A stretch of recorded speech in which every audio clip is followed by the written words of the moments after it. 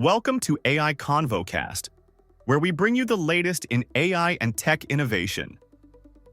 Please don't forget to rate, review, and share if you like what you hear. Let's jump right in. Today, we will be covering Robinhood opening its doors to AI agents that can actually trade stocks and swipe credit cards, YouTube starting to automatically label photorealistic AI videos, Google Home turning your camera into a natural language sensor for automations, and ElevenLabs dropping a new music model aimed squarely at professional creators. Let's start with Robinhood, which just launched two features that move AI agents from giving suggestions to actually moving real money. The first is called Agentic Trading, and the second is an Agentic Credit Card.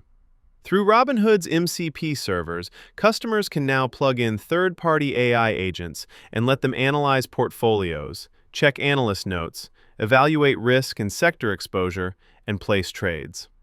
In the beta, agents are limited to equities, and they trade out of a separate funded account, not your main one. Options, crypto, futures, and event contracts are on the roadmap. The credit card side lets Gold Card users spin up dedicated virtual cards for agents with custom spending limits and optional manual approvals.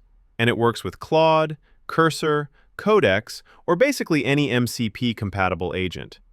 Robinhood is clearly trying to limit the blast radius here, with dedicated balances, virtual cards, notifications, and fraud review.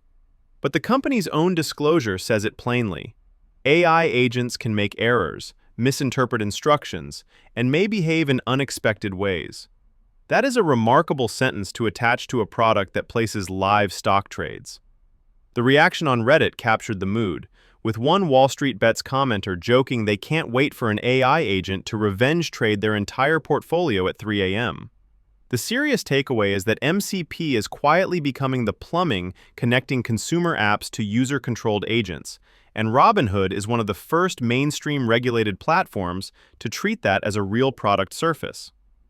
Moving over to YouTube, which announced it will now automatically apply AI labels when its own systems detect significant photorealistic AI content in a video.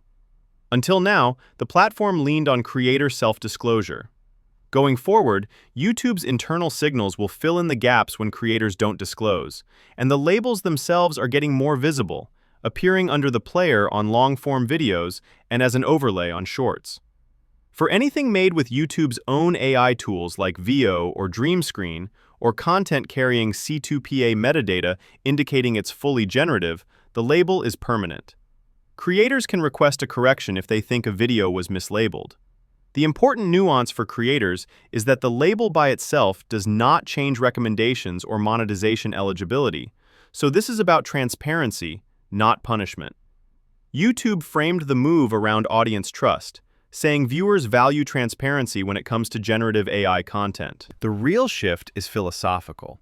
YouTube is moving AI provenance from an honor system to a platform enforcement system, right as Google pushes deeper into high-quality AI video generation.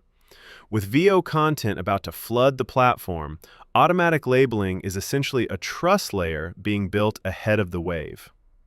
Over in the smart home world, Google just added something genuinely new to Google Home. Nest cameras and select Gemini built-in cameras can now use Gemini's scene understanding to trigger automations based on natural language descriptions of what the camera sees. The examples Google gave are striking. You can set up automations for an Amazon delivery arriving, a car door left open, a raccoon near the trash bin, or even a specific familiar face getting out of a car. Google's own pitch sums it up cleanly. Anything your camera can see can now become the trigger. That is a meaningful step beyond rigid motion sensors and hand-built if this, then that rules. Instead of programming a sensor, you describe a visual situation in plain English and the house responds. Google also expanded Gemini for Home to handle multiple smart home actions in a single spoken command and improved casual language controls. There are some early access limits around supported regions, and enterprise and family-linked child accounts aren't supported yet.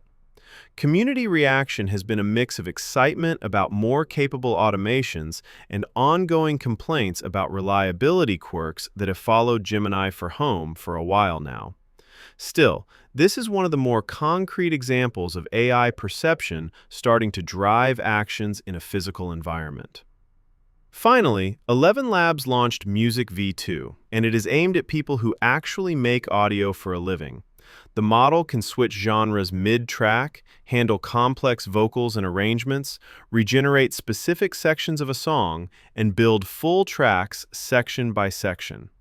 It powers 11 Music, 11 Creative, and is coming to the API. ElevenLabs also cut pricing by up to 50% on the API and up to 40% for 11 Creative self-serve customers. The bigger story here is not that AI can generate songs, it is that AI music is becoming editable, rights-cleared, and production-oriented. Section-level regeneration, reference matching through the API, and commercial use through 11 Creative push this toward an actual creative workflow rather than a novelty generator. ElevenLabs says the model was trained only on licensed data and is cleared for commercial use, which matters because rivals like Suno and Udio are tangled up in copyright litigation. The company's pitch to brands and creators is blunt: no sync fees, no clearance delays. That positioning, paired with section editing, is what separates Music V2 from the wave of AI song generators that came before it. Thank you for listening to AI Convo Cast. Please don't forget to rate, review, and share if you like what you hear. Thanks and hope to see you again next time.